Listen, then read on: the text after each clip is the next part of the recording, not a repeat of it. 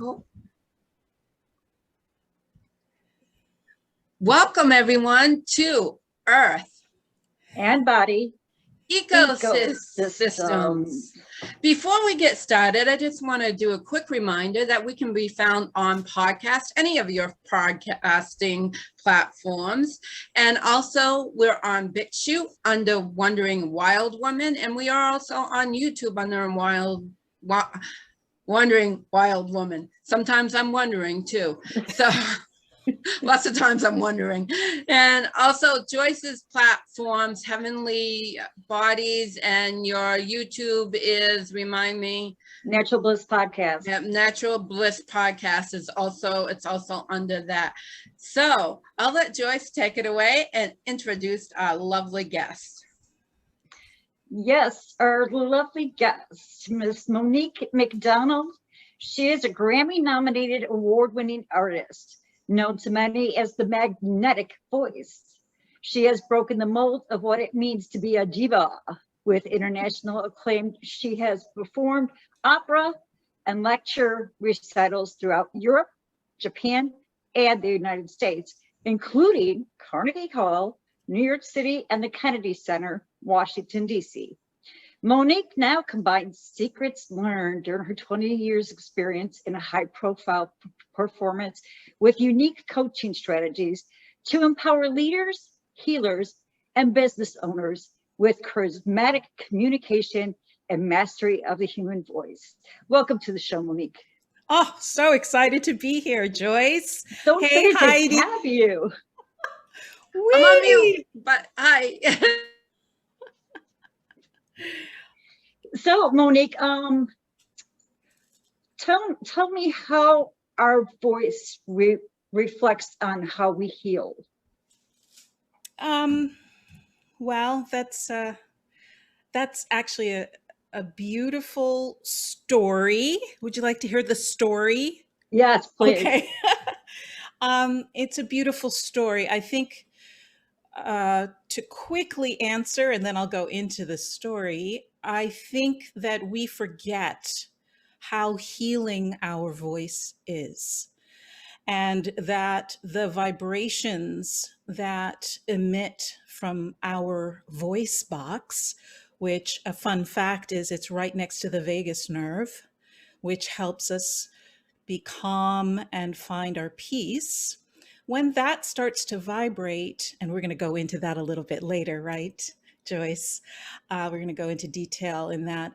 There's something very magical that happens, and it goes all the way back in time.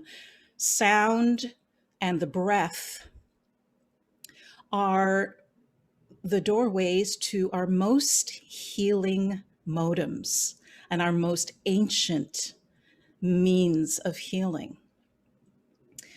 And so I will tell you what happened, my little story. When I was a little girl, like most little girls, I wanted to be just like my mommy. And my mommy was an opera singer. And one day she was singing a concert at Columbia University here in New York City. And it has a big, huge dome in the chapel. And I was probably about 4 or 5 years old.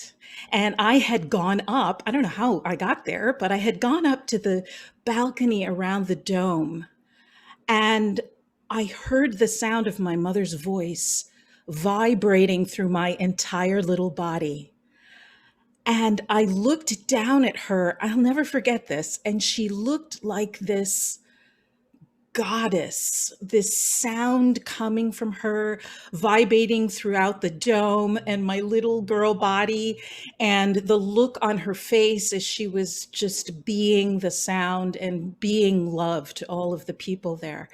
And I ran down and I pushed through the crowd after the concert and I said, Mommy, are you still my mommy? And bless her heart, she stopped everything, reached down and took me in her arms and said, I will always be your mommy. And those vibrations are moving through us all the time, every time that we speak. You know, whether a mommy is a singer or not, she uses her voice to calm and emit love to her child. It Right. is the most natural form of healing. So, those are some examples of how our voice can be used. I know that there are authors who are also looking for their voice, and they use words to emit those healing sensations. And the vibrations are moving through words. And so when we speak, I always tell my clients, we have to remember that our voice is a tool. It's the most underestimated tool in our toolbox Mhm. as healers, as writers, as speakers, because, we're so worried about content. And we forget about the sound of our voice and what that can emit, and our presence. You and I are here on a Zoom call, yet our presence is going out right into the camera, and then it's going to go out to whoever gets to watch or listen to this podcast. And so we have to be aware of the presence that is emitting throughout us as human beings, as well as through our voices. I think that might have been a little long-winded, but No, not at all. did that answer your question? Yes, and it was beautiful. And what a beautiful story. So, were you born and raised in New York? I was born here in Queens. We left when I was quite young, and we moved around a lot. My parents divorced when I was very young. And so my mom and I were on a journey. I'm an only child, and she was my everything. And, but you know how that is. Your father is the one who is not around all the time, is the one that you want their approval, right? You want their, and, daddy's little girl, when he was so much a part of my life, and then he was not. And when I was, around 13, we moved to Connecticut. I was in Hartford, Connecticut. And that's sort of where we landed for the most formative years, right? From 11 to 18 until I went away to college. And I decided that I wanted to be a singer, just like my mommy. And my father was dead set against it. He said to me, I really think that you should go into being a doctor or a nurse, because to him, that was much more, what's the word? Noble. Prestigious, noble, right? To be a doctor or a nurse was what most people did. And, in order to please him, I actually looked into it, and, science just wasn't my thing. So that didn't last too long. But as I was looking within to try to please my father, but also just sort of casting about to what did I want to do, I thought to myself, well, what if my voice could save a life? Mhm. Right? Doctors and nurses, they're so amazing, and we're so grateful for them, and they do save lives. But what if a voice could save a life? And so I started sort of working that out. It was something that I just sort of kept asking myself, like, what would that look like? And I didn't really know much about it. I just knew that when I sang, people felt better. That's the one thing I did know. They were happier. They felt better. Sometimes they might even cry, and so I thought to myself, well, that's crazy, Monique. Voices can't save lives. So I decided to look around, and what I did have was an ear. So I I went to France and I learned French, and I decided what I could do if it wasn't going to be singing, how I could use my talents was to maybe work at the UN and maybe become an ambassador, or at the very least translate, and maybe that could be a way to save lives, you know? I was trying to find what was mine to do. I think we all have those moments, right? Where we're just trying to figure out, why are we here and what is ours to do here? Uh, and so I went, started down that track, moved to Paris at 18 and started learning French. And my full intention was to work at the UN, French being one of the most popular languages spoken around the world. I already had English and a little bit of Spanish. So, but once I got to Paris, I was discovered by a producer there.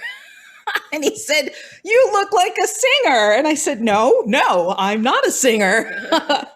I'm going to work at the UN. And I couldn't escape it. That was my path. So that was basically my question was, when did you realize you had a voice and that you could use your voice to move people? Because that had to come at some point, right? So that. Yeah, that was something, you know, I always sang. I think I came from a musical family. My grandmother was a pianist. My grandfather was a preacher. So we always sang in the home. So I was singing the same time I learned how to talk, I learned how to sing. So I was always singing. But I think the moment that I really, really got it, what if voices could save lives? What if my voice could save a life? Was when I got back from Europe, I decided that I was going to study with the best voice teacher I knew, which was my mother. And she was living in Durham, North Carolina at the time. So I decided that I was going to sing in an Italian restaurant for tips.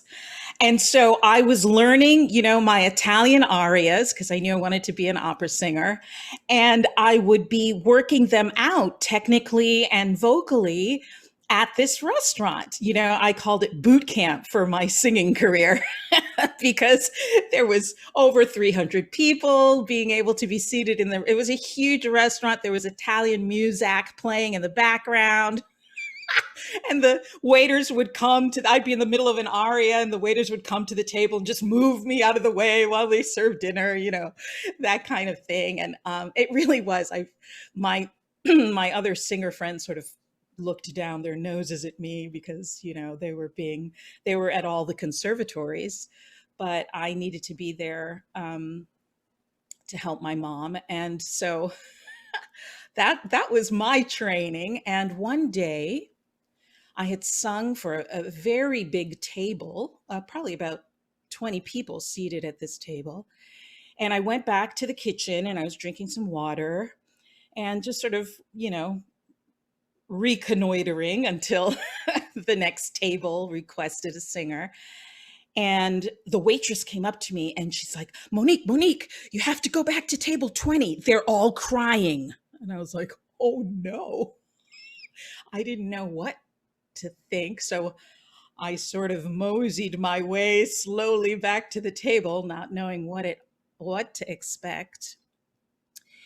And there was a woman that had been at the head of the table. And when I got there, she threw her arms around me and she was sobbing in my arms. And I said, oh my goodness, what happened? And she said, we brought my son here to Duke University Medical Center to be tested for an implant so that he could hear. He was deaf. And we were told that he couldn't, a cochlear implant, yeah? And we were told that he couldn't, that he wasn't eligible for the implant. And so this was our sort of dinner to try to figure out what we were going to do next. And after you sang, my son signed to me that he heard you. I'm sorry. Every time I tell this story, I get chills. I'm getting chills also. Right? Yeah, I'll tell you why too, but yes, at some point. And, you know, it's not that my voice is so loud he heard me, but I don't think. I think it was really the vibration, right? Which is what we were talking about.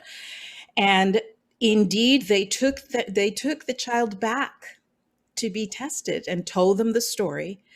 And it turns out that no, he wasn't eligible, and it wouldn't work for him to have a cochlear implant, but he could have a hearing aid outside. And they brought him back, and he gave me a hug, and we spoke. And in that moment, I thought to myself, what happened? Did my voice just save a life?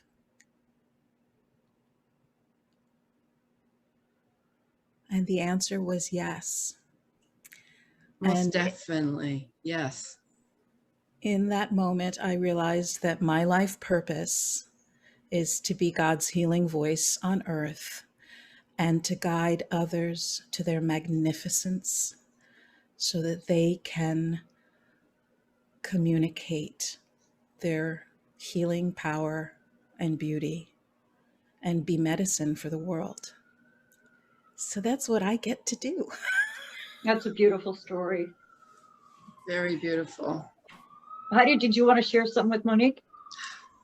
As someone who has dabbled in performing and singing, performing, that really touched me because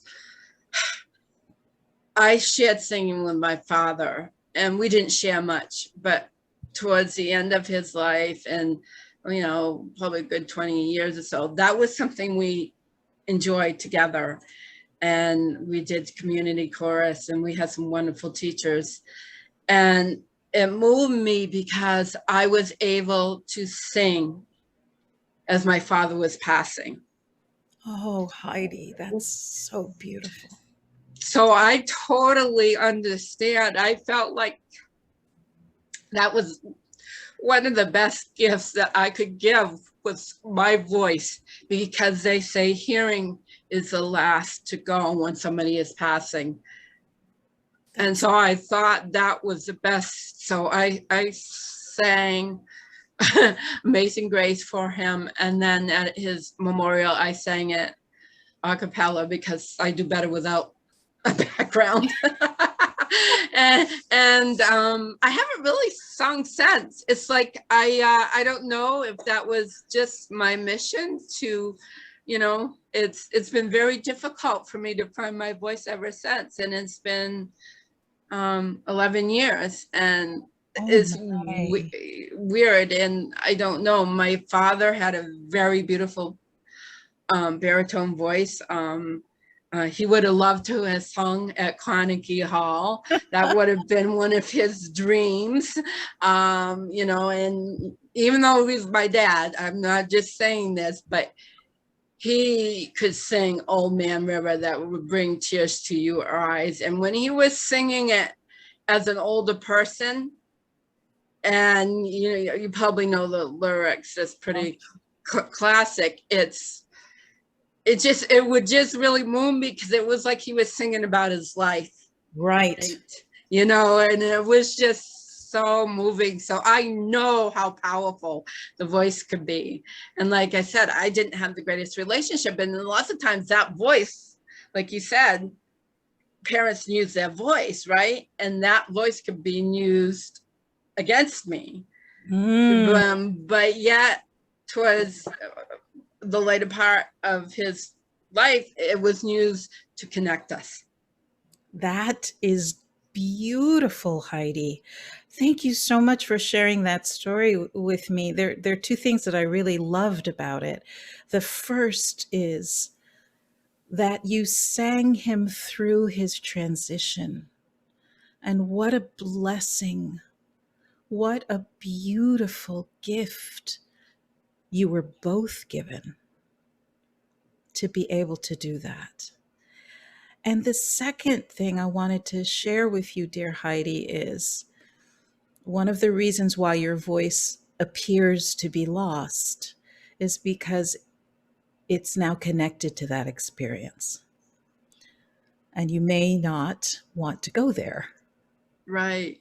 Right? Right. And so I want to invite you, even if it's in your shower, to connect your voice to another experience, because all you need is one more. Yes. You see, our voice is a reflection of our bodies and our life experiences. How is it a reflection of our bodies? Well, as every healer knows, most of the dis-ease that we carry in our bodies is due to a life experience that got caught. Would you agree with that? It's one of the big reasons for it, right? Energy got caught and was unable to flow or move through us, or we got stuck in a negative experience that we sort of held onto, and then it manifests in the body. And our voices reflect all of it. And when we are breathing according to the laws of nature, which is that yogic belly breathing, where we align our mind, our heart, and our lowest animal root chakra bodies together, when we're breathing through all of those and then speaking from there, or sounding or toning or making noise from there, that is most often when these experiences that have gotten stuck and can create dis-ease are released. So, Heidi, sing. Midnight,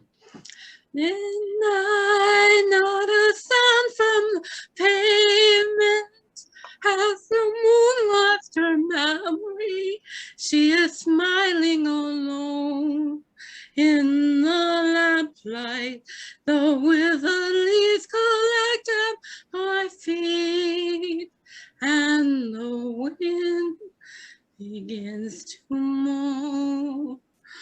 Memories all alone in the moonlight.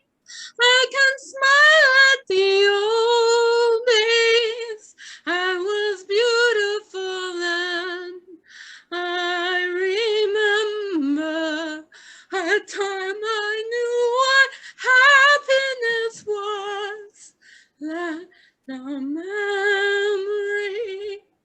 live again. Yay! That was beautiful. Now be very loving and very gentle with yourself, because all that emotion came up and out for healing, right? Yes. And what I tell all of my clients, they are always like, well, I can't cry if I'm singing. No, that's not, when we're performing, that's not what we would prefer. The idea is to, in our practice, allow our voices to carry out of us these life experiences that may or may not have gotten stuck. Let the tears flow. That lump in the throat, right? That comes when we are wanting to hold back tears, right?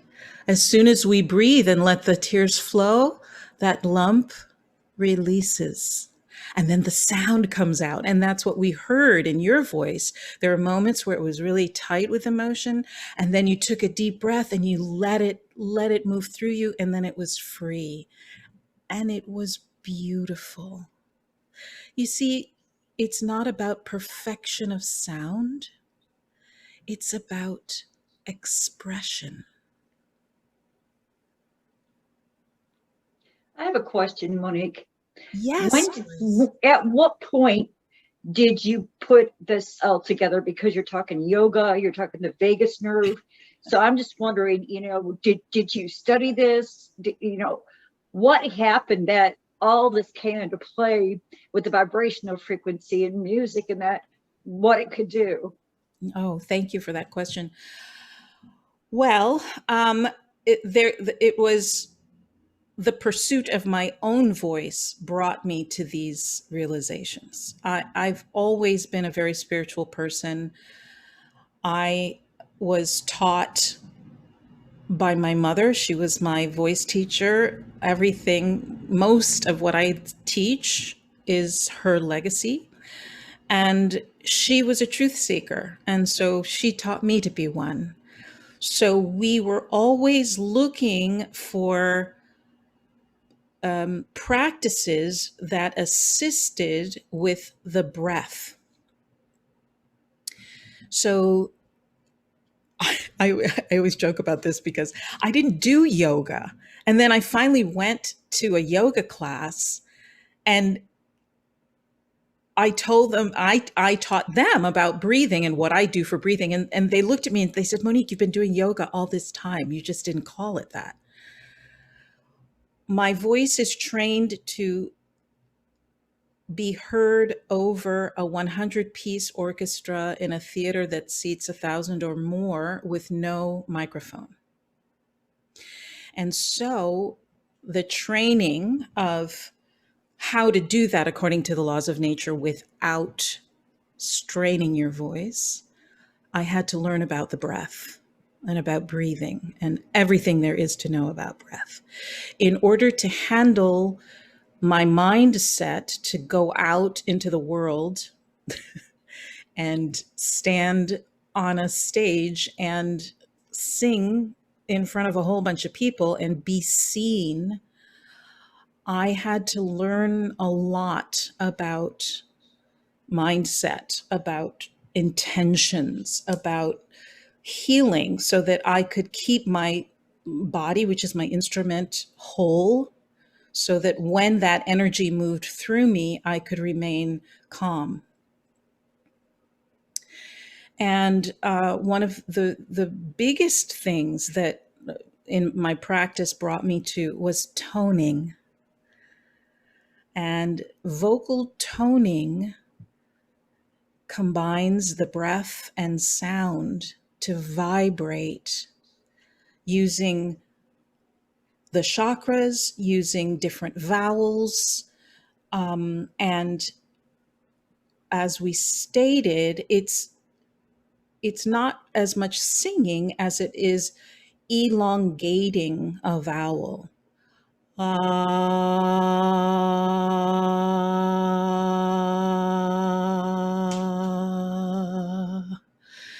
And everybody has the ability to do this, right?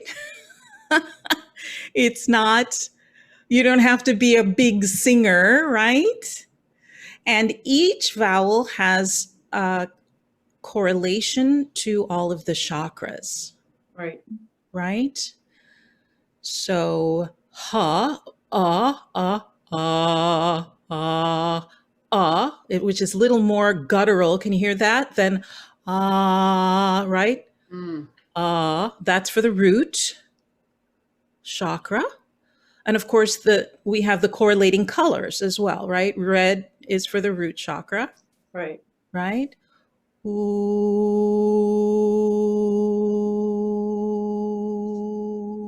that's for the sacral chakra. Oh, is for the third chakra. Solar plexus. We all need a little more of that. Yes. And then the open ah, as in ma, which in Sanskrit means mother or earth mother, is of course for the heart.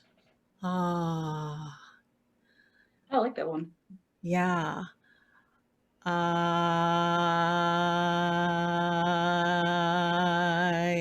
that's for the throat chakra, which is our seat of power.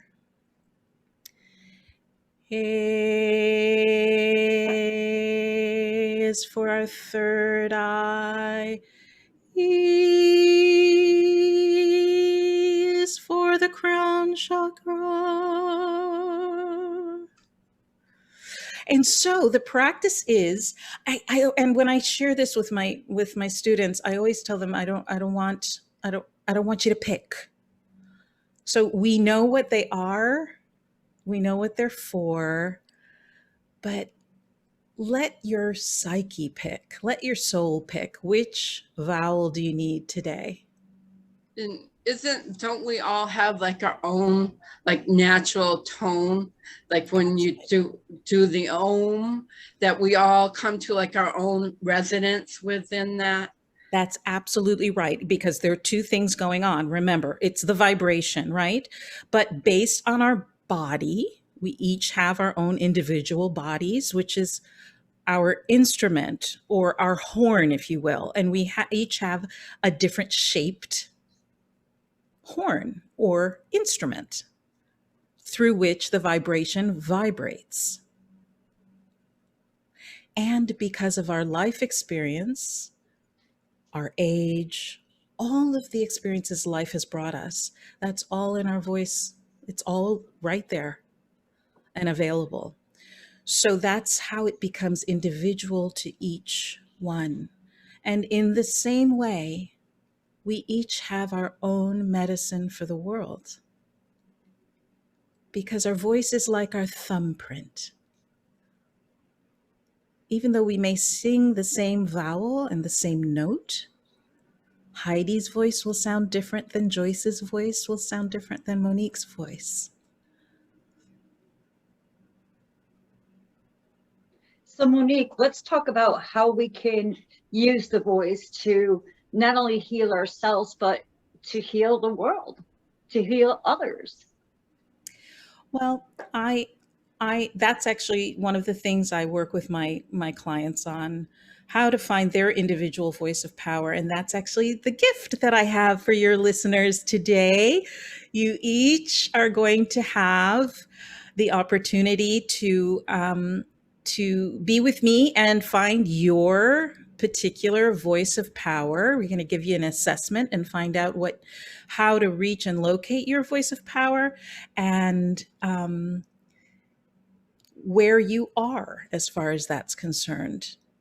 Part of the journey of being the medicine to the world, of using and finding your voice, your specific, authentic voice, and what is yours to do, is a lifelong process, right? I think that is something we are Yes. each always becoming, and it keeps unfolding, right? So, for example, I was all about singing at the first part of my life, and that's how I was, for the most part, using my voice. Now I'm helping other people, not through singing, although I do that as well, but through their own voice, whether they're authors, whether they are speakers, whatever kind of expert that they are. I help them sound like the expert they are, show up as the expert that they are, and I help them find their message for the world. And that, once you get clear on that, it's like the universe just opens the world up, and you just move from experience to experience, and you find what is yours to do, and your voice brings you there. So I'm curious, because I'm a writer, and I would never think to come work with you to advance my writing. So how do you work with writers? Oh, great question, Joyce. Thank you. So I work with writers because a lot of the time, writers live in their mind. And so when they are writing, if they can open their heart and their root chakras as well, whether it's through toning or speaking their content, speaking their words, it helps them open on a different level so that it's less about writing from the mind and Right. kind of taking dictation as a download. And of course, I help authors with their presentations. So when they're reading the material, in my experience, poets and writers read their material terribly because, right, there's some little disconnect between the writing of it and the being of it in presentation. And so I help them with that so that when they're reading their material, however that manifests, sometimes, right now the thing is to do videos for writers to help sell their books, right? So that you get to know the writer, so that you're not only excited to read what they have to say, but you really like them. So even if you don't really. Go ahead, Joe. All right. So what happened? We just all dropped out. Well, I think that sometimes the energy gets so strong that technology just can't handle it. Heidi? Yeah, that's what I'm thinking too. We're bringing the thunder beings in, so Yes, we were moving and a grooving. yeah, exactly. So I know I was listening so intently, I don't remember where we left off or what happened. But I know Monique was speaking about, Joyce had asked about how you help a writer, and you were in that, how you could help somebody write, because she likes to write. That's right. So I help my writers get clear on their messages, get clear on how they want to sound in their writing. A lot of times my writers get kind of stuck up in their heads. So we do a lot of work on bringing them back into their root chakra and heart chakra through toning, through breathing, so that their vessel is more open, so that when they're writing and that they're being the writing rather than writing the writing, and that they are getting downloads, right, of divine intelligence and energy, so that they're kind of more taking dictation than trying to think of the right words. Does that make sense? It makes total sense, and writers do need you because so many of them experience writer's block. That's right. And it's like, you're right. As a writer, I'm in my head a lot. That's and right. There are times to where it's like, okay, well, let's go walk away and do some laundry and come back and maybe, it's going to come to me. And that's a really good strategy, Joyce, to walk away from it and you're doing something with your body. Just want to remind us and bring us back to, right? Our voice is the beautiful marriage of our bodies and our life experiences. And that's true whether you're speaking or writing. The other piece is writers these days, especially, they have to do a lot of presentations, reading parts of their books in order to sell their books.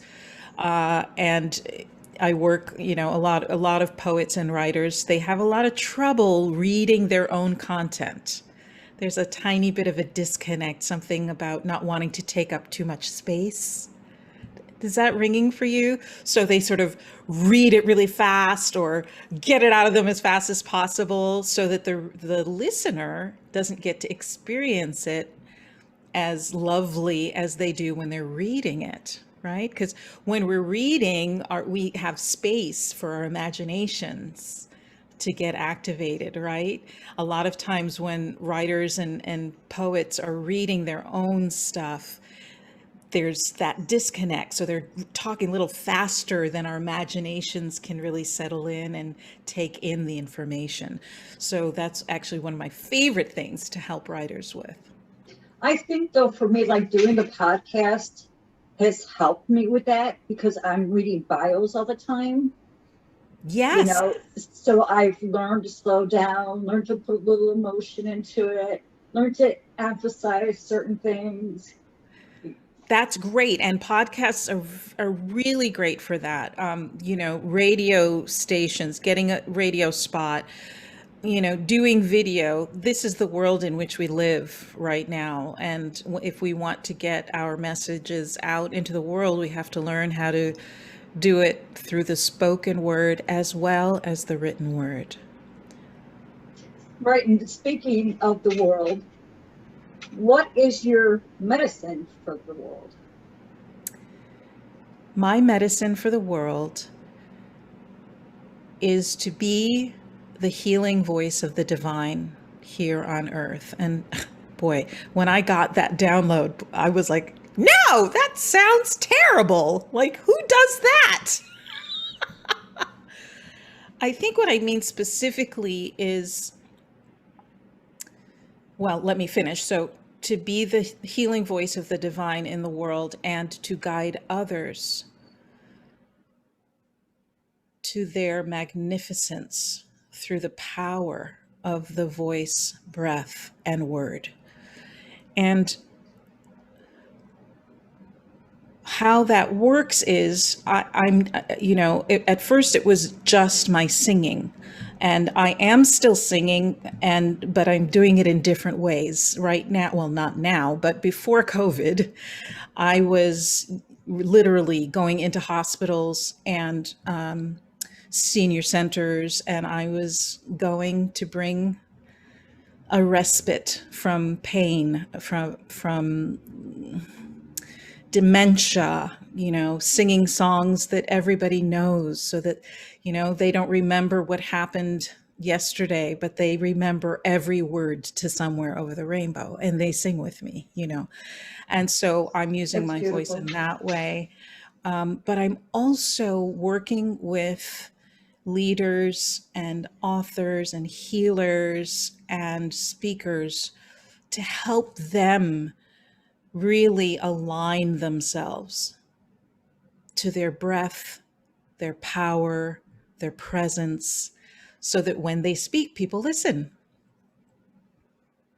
When they use their voice, they listen. So people with big messages, or just to have a conversation with their teenager and get them to, whatever you need. Having difficult conversations, sometimes that's the most healing things we can do for each other. And a lot of times what I do and what I think is my medicine to the world is I listen. I listen, and I give people my undivided attention, because that's the greatest gift we can give to each other. To love and to be heard is what we all are seeking. And so often, just that, and living a lifestyle that reflects the fact that our bodies are sacred instruments of the divine.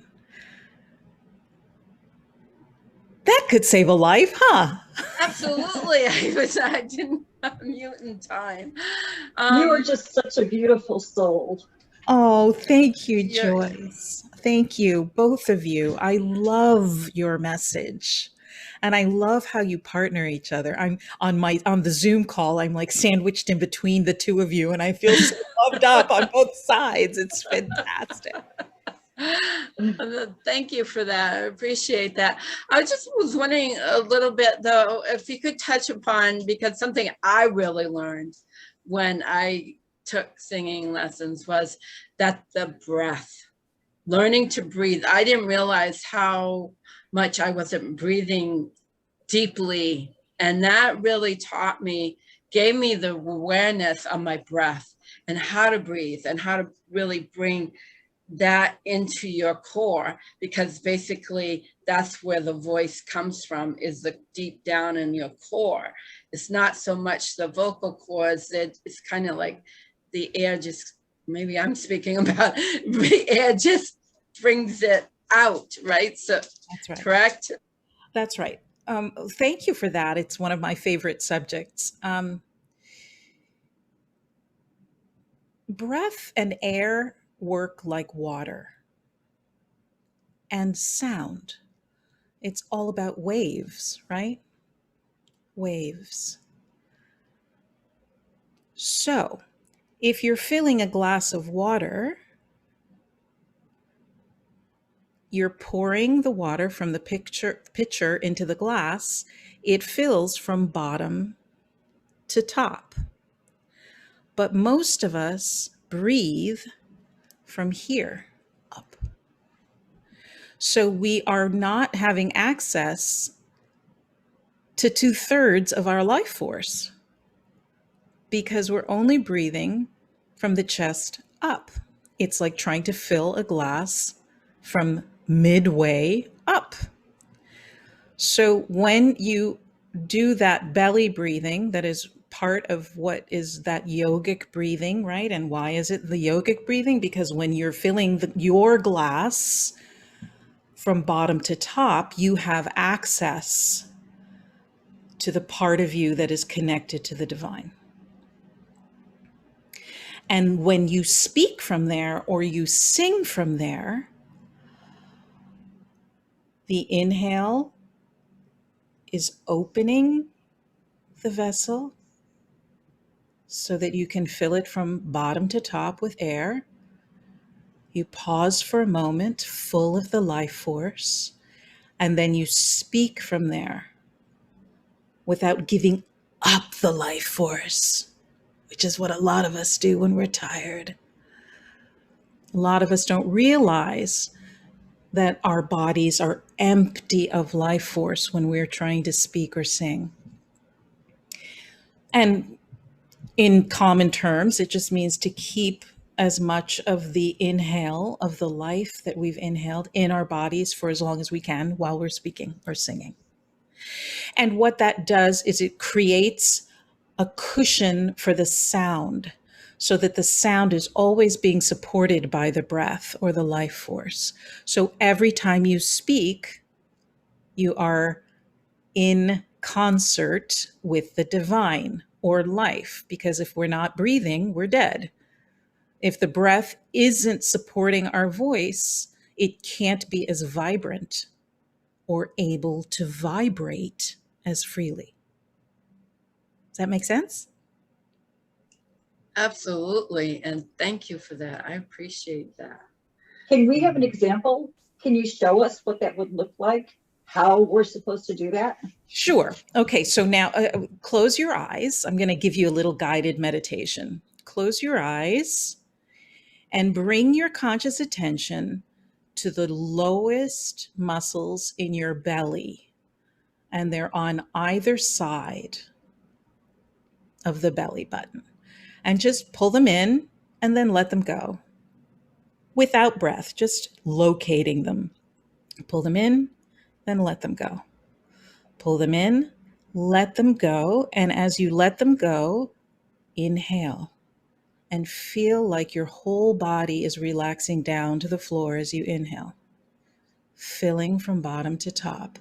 And then when you're full of the life force, just pause for a moment and feel that cushion.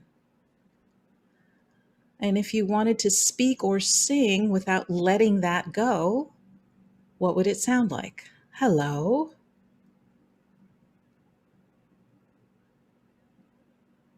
And then exhaling, allowing those little muscles at the bottom of your belly to release back towards the spine. And then you let them go. Then you inhale into them, feeling everything in you relax down to the floor. It takes a minute because usually when we think inhale, we reach up to the ceiling, right?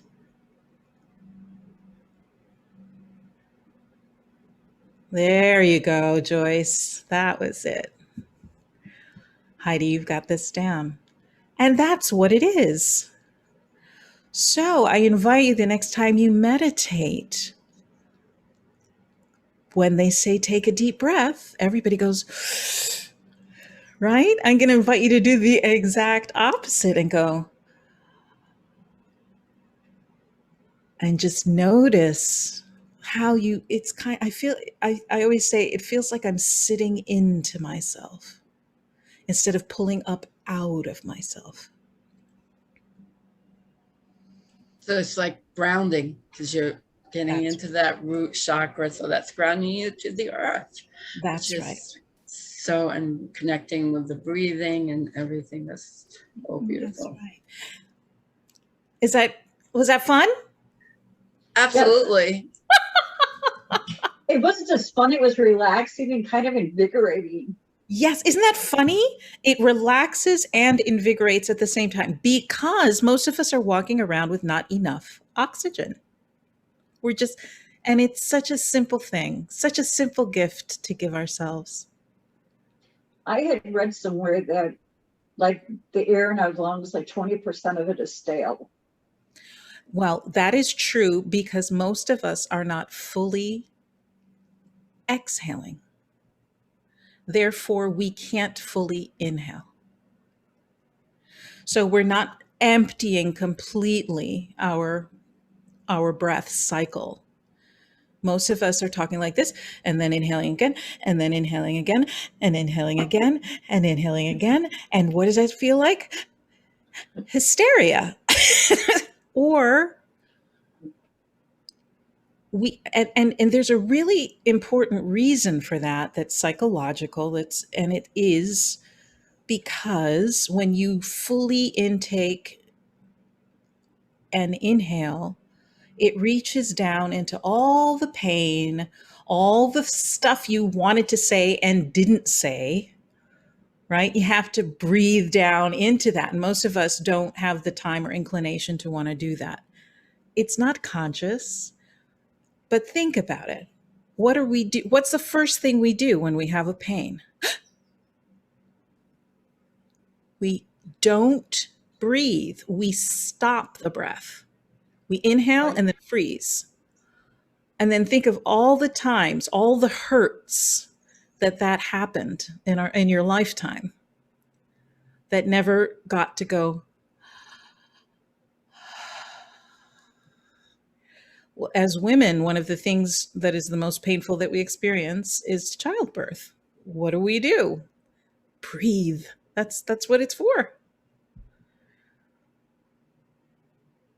That's why the breath is so important when women have natural childbirth, right, Joyce?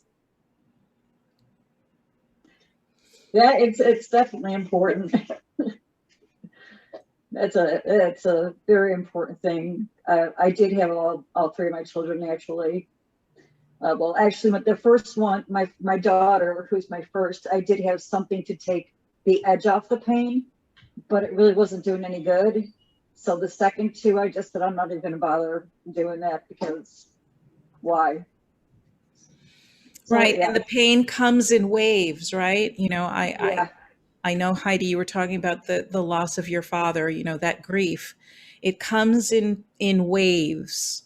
And a lot of times we inhale against the pain of it instead of inhaling into the pain of it because it seems like too much. But if you can do that, it subsides quicker and from a deeper level. And then it comes again. So most pain or most trauma comes up for healing. It works like a spiral, right? The first trauma, you're pulling up and out away from it to survive it. And then something triggers it later when you have more of a capacity to expand around it. And that expansion is that inhale, right? To be able to let it in and then exhale through it.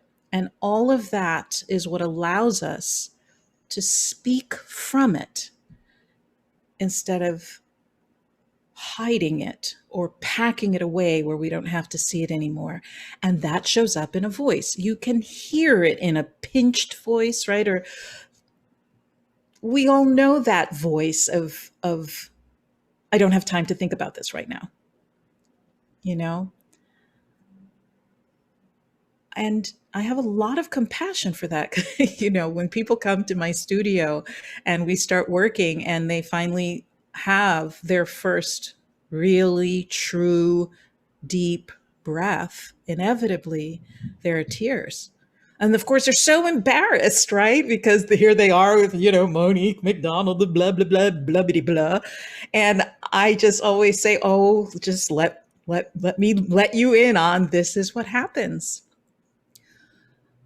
Our bodies are able to release the trauma, release the pain, release the joy, release all of the emotions when we're able to breathe fully and completely. The emotions come on a circuit.